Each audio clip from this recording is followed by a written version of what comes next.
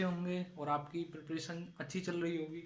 तो आज मैं आपके लिए जीएस का बहुत बेहतरीन टॉपिक लेके आया हूँ, जो है शेड्यूल्स ऑफ इंडियन कॉन्स्टिट्यूशन। भारतीय संविधान में जो अनुसूचियों का उल्लेख है उनके बारे में आज हम डिस्कस करेंगे। तो आज बहुत बेहतरीन तरीके से मैं आपको समझाऊंगा कि शेड्यूल्स जो हैं, जो हमारे 12 शेड्यूल्स हैं इंडियन कॉन्स्टिट्यूशन में, जिनकी संख्या पहले जब कॉन्स्टिट्यूशन हमारा फॉर्म हुआ था तो उस टाइम हमारे जो शेड्यूल्स की संख्या थी वो 8 थी, और आगे अमेंडमेंट के द्वारा 4 शेड्यूल्स ऐड किए गए। तो अब जो नंबर ऑफ शेड्यूल्स हैं टोटल वो 12 है। तो हम एक एक करके सभी शेड्यूल्स को डिस्कस करेंगे और इनके बारे में डिटेल स्टडी भी करेंगे आगे वाली वीडियोज में। तो चलिए स्टार्ट करते हैं फर्स्ट शेड्यूल से। तो जो पहली अनुसूची है हमारी, उसमें हमें क्या बताया गया है। पहली जो अनुसूची है उसमें आता है कि जहाँ पे जैसे कोई भी अगर लीडर है, उसको सबसे पहले पता होना चाहिए कि उसकी जो बाउंड्रीज हैं, उसके देश की, उसकी कंट्री की, उसके स्टेट की, उसका जो स्कोप है, उसका जो पावर है, वो कहाँ तक वो सीमित है, कहाँ तक लिमिटेड है। तो सबसे फर्स्ट जो शेड्यूल है आपका, उसमें आता है यूनियन एंड इट्स टेरिटरीज। यानी कि जो हमारे उसे पता होना चाहिए कि जो हमारा देश है वो कहाँ तक फैला हुआ है, उसकी सीमाएं उसे पता होनी चाहिए। जैसे हमारे देश में 28 राज्य हैं और 8 यूनियन टेरिटरीज हैं फिलहाल में, तो उनके बारे में उसे नॉलेज होनी चाहिए। कोई भी बंदा है जहाँ पे उसे लीड करना है लोगों को। तो फर्स्ट शेड्यूल है, उसमें आता है आपका union and it's territories. Union and it's territories. Second schedule है, जब हम किसी लीडर को अपॉइंट करके, अब जब हम किसी पोस्ट पे उसे अपॉइंट करेंगे, तो वो क्या कहेगा कि भाई ये तो ठीक है, ये तो आपने बता दिया कि मुझे इस इतने जो राज्य है, ये मेरा जो मेरा स्टेट है वो यहाँ तक फैला हुआ है। अब इसके लिए मुझे भाई कुछ सैलरी भी तो चाहिए मुझे काम करने के लिए। किसी भी बंदे को आप जैसे कंपनी में भी किसी बंदे को लगाते हो तो वो सबसे पहले क्या पूछता है, भाई पैसा कितना दोगे। तो सब सेकंड शेड्यूल जो है वो हमारा उसे बता दिया, भाई तुझे ये काम करना है, पता चल गया। अब सेकंड शेड्यूल में वो क्या कहेगा, वो कहेगा सैलरी एंड अलाउंसेज। जितने भी भत्ते मिलेंगे और उसकी जितनी भी इनकम होगी उसके बारे में वो पूछेगा, भाई कितना सैलरी दोगे।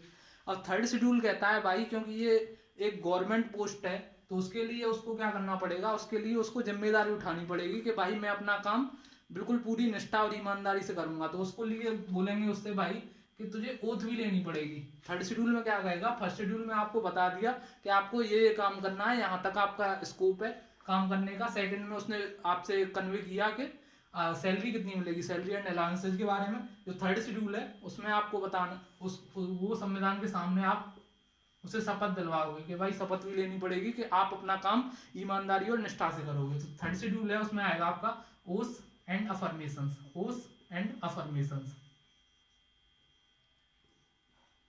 शपथ ले लिया, ओस एंड अफर्मेशंस, स्पेलिंग देख लेना, OATHS एंड अफर्मेशंस। जो भी आपने निष्ठा से काम करने की आपने शपथ ले ली संविधान के सामने। और जो भी जब कोई अपॉइंट होता है, जो भी गवर्नमेंट पोस्ट पे जो भी लीडर अपॉइंट हो, चाहे कोई भी पब्लिक सर्वेंट अपॉइंट होता है, तो उसको सबसे पहले ओथ दिलाई जाती है कि आप अपना काम निष्ठा और ईमानदारी से करोगे और अपनी रेस्पॉन्सिबिलिटीज है उनका अच्छे से निर्वहन करोगे। अब शेड्यूल 4 कहता है, शेड्यूल 4 में क्या आएगा कि भाई अब उन्हें बता देना चाहिए कि आपको जो ड्यूटीज दी गई हैं वो अकेला बंदा तो करेगा नहीं। जैसे प्राइम मिनिस्टर हो गया, तो प्राइम मिनिस्टर तो सारा काम करेगा नहीं, तो उसके लिए उसके कुछ सपोर्टर होंगे। तो सपोर्टर कौन होंगे, सबसे पहले कुछ तो ऐसे लोग होंगे जो हाई क्लास के होंगे और कुछ होंगे जो लोअर क्लास के होंगे। तो जो हाई क्लास के लोग हैं उनको एक जगह बिठा दिया, जिसको एक सदन नाम दे दिया, जिसको एक हाउस, राज्यसभा। तो राज्यसभा में सीटों का आवंटन यही आता है आपका फोर्थ शेड्यूल में। जो बड़े लोग हैं वो बैठ के कहाँ पे राज्य करेंगे, कहाँ से देखेंगे चीजों को। तो इसमें आएगा एलोकेशन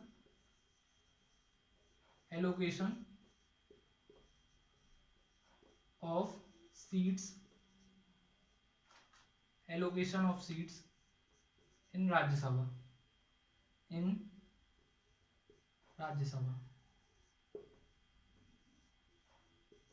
तो ये कौन से शेड्यूल में आ गया, ये आपका आ गया शेड्यूल 4 में।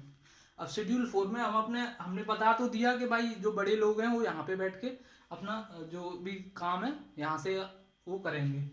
अब शेड्यूल 5 में कुछ लोग क्या थे, कुछ लोग पहले जो संविधान जब बना था तो कुछ लोग निम्न वर्ग के थे, अनुसूचित जाति और अनुसूचित जनजाति से बिलोंग करते थे, जो मतलब विकास के मामले में काफी पीछे छूट गए थे। तो उनको बढ़ाने के लिए, उनको आगे लाने के लिए शेड्यूल 5 में उनका उल्लेख किया गया, उनको स्पेशल प्रोविजंस दिए गए। तो स्पेशल, तो 5th शेड्यूल है, उसमें आएगा आपका स्पेशल प्रोविजंस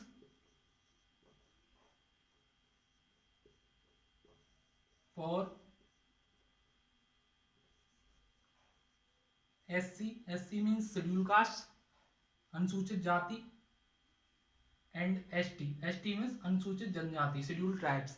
तो इनको क्या किया गया, जिससे ये लोग भी आगे आ सकें, इनके लिए कुछ प्रोविजंस बनाए गए जो कि जिनका उल्लेख शेड्यूल 5 में है।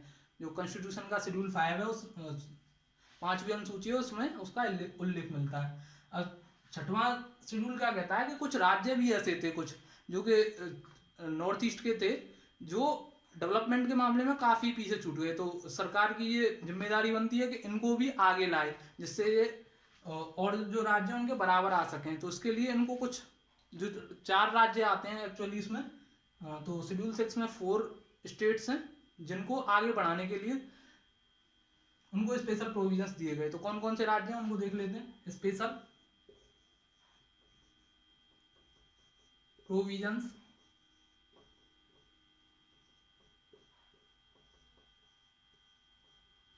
For 4 states.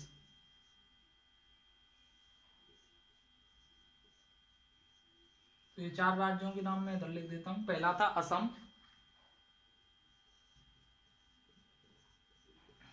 दूसरा था आपका मेघालय, चारों नॉर्थ ईस्ट के हैं। तीसरा था आपका मिजोरम,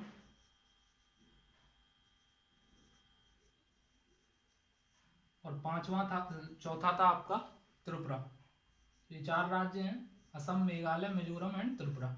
तो इनको स्पेशल प्रोविजंस दिए गए, जिससे इनमें भी जो डेवलपमेंट है वो तेजी से किया जा सके। अब 7वीं अनुसूची है जो शेड्यूल नंबर 7 है, इसमें क्या हुआ, उसमें जो पावर थी, अब जैसे नरेंद्र मोदी हैं हमारे देश के प्रधानमंत्री हैं, लेकिन वो सारे स्टेट्स को तो नहीं चला सकते ना, तो इसलिए पावर का बाइफर्केशन किया गया। तो पावर का बाइफर्केशन 3 लिस्ट के थ्रू किया गया।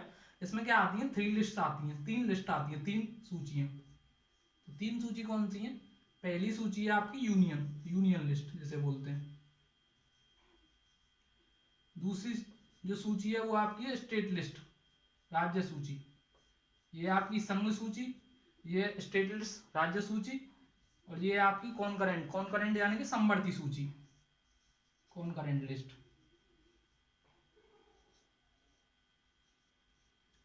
तो पहली है संघीय सूची, दूसरी है आपकी स्टेट लिस्ट यानी कि राज्य सूची, और तीसरी है कॉनकरेंट लिस्ट। कॉनकरेंट लिस्ट यानी कि समवर्ती सूची। इनको एक एक करके एक्सप्लेन कर देता हूँ मैं।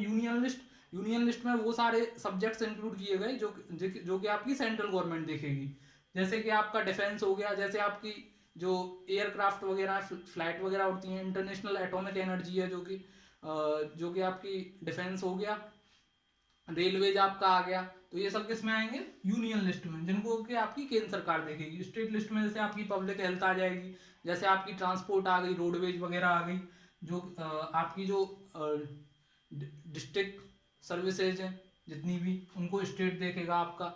और जो भी हैं वो जो इसके अंदर तो केंद्र वाली आएंगी जो पूरे देश में लागू होती हैं। इसके अंदर स्टेट में जितनी भी सर्विसेज, स्टेट जिन पे कानून बना सकता है, कोई भी नई स्कीम लॉन्च हुई, स्टेट की अलग होती है, यूनियन की अलग होती है, तो अलग अलग स्कीम्स होती हैं, वो भी अलग अलग स्तर पे अलग अलग लिस्ट में जाएंगी। कॉनकरेंट लिस्ट जिन पे दोनों बना सकते हैं, जैसे मैरिज हो गई, मैरिज पे दोनों कानून बना सकते हैं। बाल विवाह हो गया तो उस पर दोनों कानून, सुप्रीम कोर्ट भी बना सकता है, हाई कोर्ट भी बना सकता है।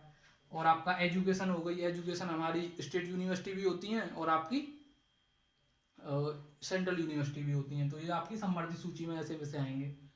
शेड्यूल 8 में आपका 22 लैंग्वेज है, उनका उल्लेख है, 22 भाषाएं,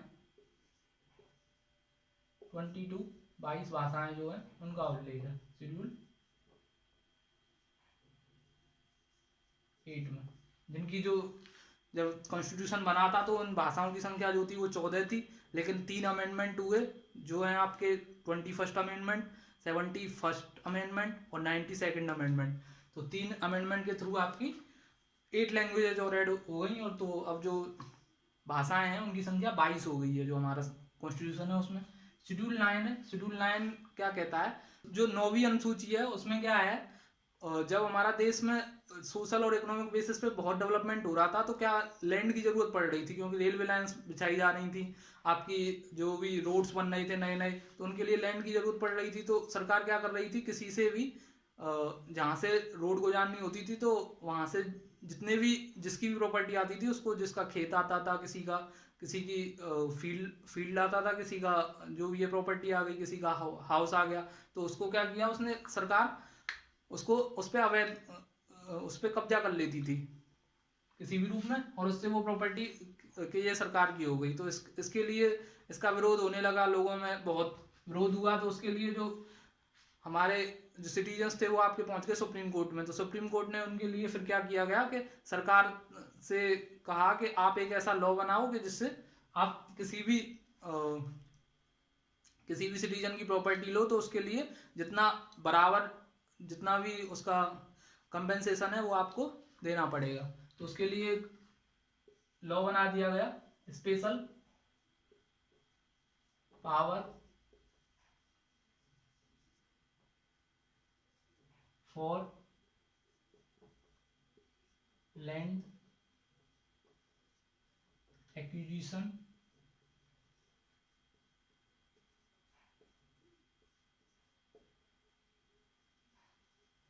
बिल।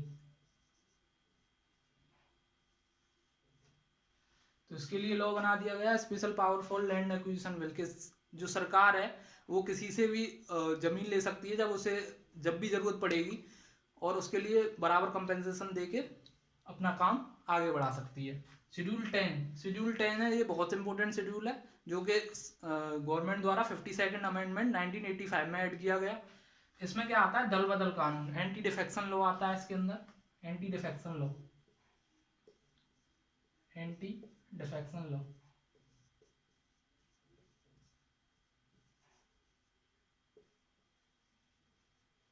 एंटी डिफेक्शन लॉ में क्या है,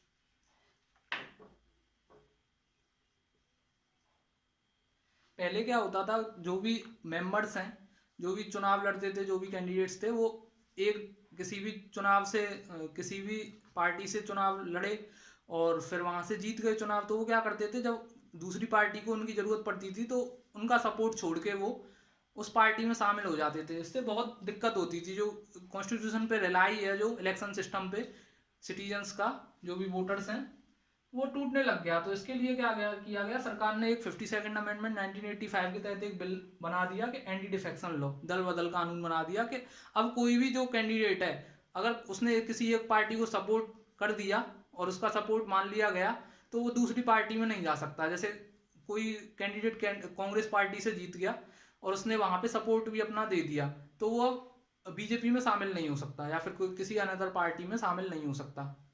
तो जिससे कि कॉन्स्टिट्यूशन पे जो विश्वास है लोगों का वो बना रहे, उसके लिए दल बदल कानून बनाया गया, एंटी डिफेक्शन लॉ। अब नेक्स्ट शेड्यूल आया कि भाई अब हमने अपने देश पे तो ध्यान दे लिया, तो देश किससे बनता है, गांव से, शहरों से। तो उसके लिए इनके लिए भी जो गांव थे उनके लिए भी स्पेशल प्रोविजन दिया गया। 73rd अमेंडमेंट किया गया 1992 में, जो कि 1993 में इम्प्लीमेंट हुआ। इसमें क्या किया गया, ग्राम पंचायतों को जगह दी गई, ग्राम पंचायत।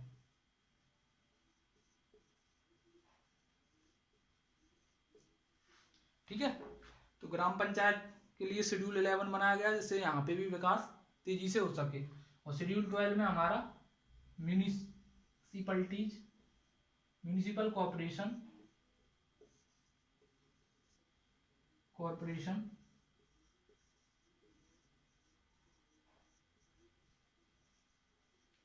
Oblique municipalities.